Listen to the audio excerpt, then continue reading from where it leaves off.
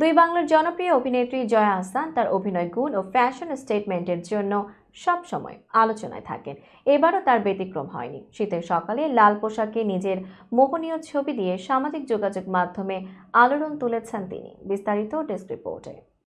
মঙ্গলবার জয়া আহসান নিজের ইনস্টাগ্রামে 4টি লাল ছবির কোলাজ পোস্ট করেছেন। সেখানে তাকে দেখা গেছে ম্যাট রেড টপসে। কোনো ভারী জুয়েলারি বা অতিরিক্ত মেকআপ ছাড়াই তিনি প্রকাশ করেছেন এক সহজ কিন্তু অনন্য রূপ।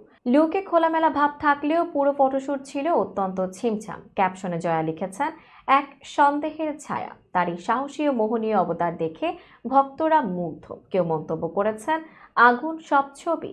কেউ বা তার ফ্যাশন ও উপস্থিতি নিয়ে প্রশংসা করেছেন। জয়া আহসানের কাজের পরিধি দুই বাংলায় সমানভাবে বিস্তৃত। সম্প্রতি তিনি হরর সিরিজ 200 এর বেসুরা নামক একটি পর্বে ক্যামিও চরিত্রে অভিনয় করেছেন। সেখানে তাকে দেখা গেছে ডাইনির চরিত্রে।